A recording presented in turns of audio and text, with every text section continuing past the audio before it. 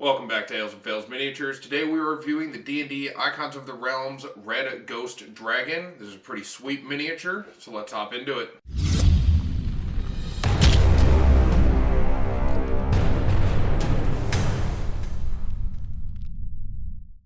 Alright, let's do this.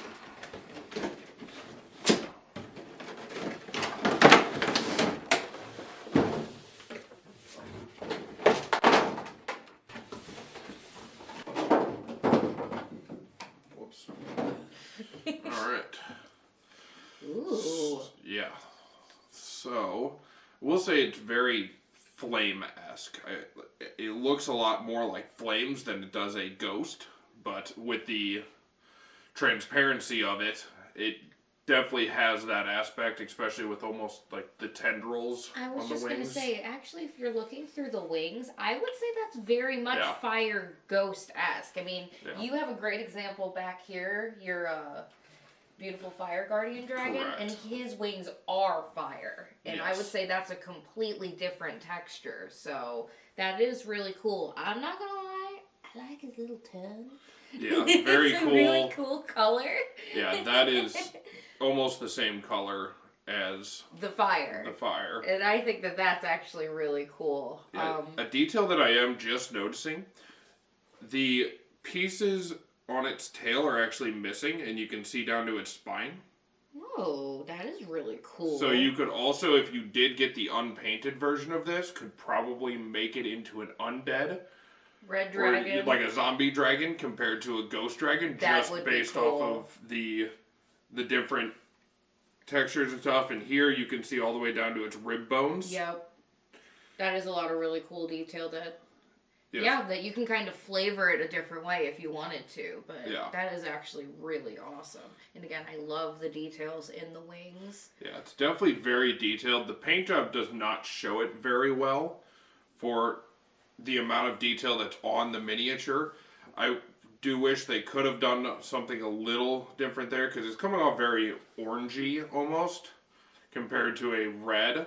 But obviously there's not an orange dragon, so it's the closest ally there. But very nice sculpt again. The seam lines with a clear miniature like this are very noticeable though. So there's one down here by the tail that is very noticeable. The rest aren't horrible. I can see there's one here that goes down for the legs. I was just peeking and kind of trying to figure out his face a little bit. Yeah.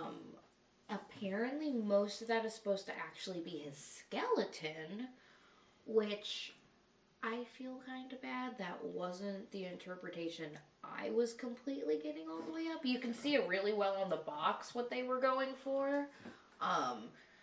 But it does still look really, really, really cool. Yeah. I will say another thing that I wish they would have done, because is what they did for the eyes is they just put an orange paint in there that's a very dull orange paint.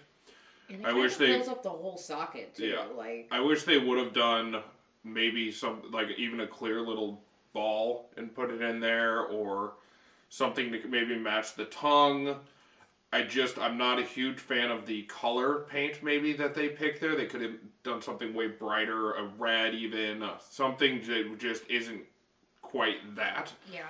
But again, overall, it's still a sweet really miniature. Cool though. Again, it is a CR 17 creature, so pretty high up there, but only has an AC of 10.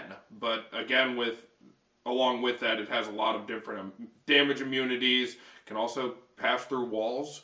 So, depending on what you're doing, it could still be very dangerous. Another thing I heard, which I thought was really cool, is that most of these ghost dragons are actually attached to their lair because of either they were killed by adventurers or possibly beaten by a rival, but it's because of that unfinished business that they're usually connected within a mile or two from where they actually passed. Yeah. So it's kind of cool to bring in that ghost aspect to the dragon. But yeah, no, this is definitely not something I would want to run into. No, and actually with the paint that I'm looking at it in a couple different ways. So it looks like they actually only painted the top of these wings, which gives the bottom a very cool look. With it all being clear, with just being able to see through to the orange. I actually think it would have been way cooler if they only painted the underside of the wings to where the tops looked like that. So you can't see it probably great on the camera, but if you look at the bottom sides of the wings, you can see the fact that it's very clear here, but then you can see through to the orange, and I really like the way that looks. So that would have been just a cool thing that you can do if you do buy the unpainted one, just as a recommendation, because I think that would look absolutely insane. Yes, and again, I'm always happy to see another ghost dragon. Like, it's just, they're really cool. It's just a really cool creature to have, and again, I also appreciate, like you were saying, that there are ribs showing, and that if you did get the unpainted version, you can flavor it in a lot of different ways. So so there's not really a stat box specifically for a red ghost dragon. I don't think we currently have any other ghost dragons out. I know we have a couple of shadow dragons. At least we have one, and then we're about to have another young black shadow dragon, I believe. As of right now, I believe that this is the only actual ghost dragon. So I'm pretty excited about that. Hopefully they do it with the rest of them. I think that would be really cool. At least the chromatics, I think, would be a really cool thing to do. Get your blues, your black, all of that done. I don't know if it will happen just due to the fact that we are running into the 2024 rules now, and all the dragons are going to look different.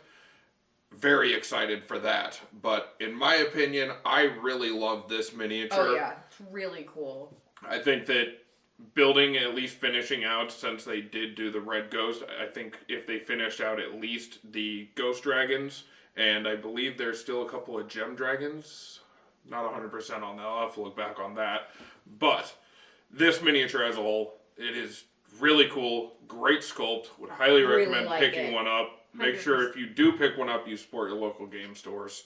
Try not to order it offline or anything like that. We always try to go directly to our local game stores if we have the opportunity to, but definitely. Yeah. Again, highly recommend it. If you did like this video, please do like and subscribe, and we'll catch you in the next one. Cheers.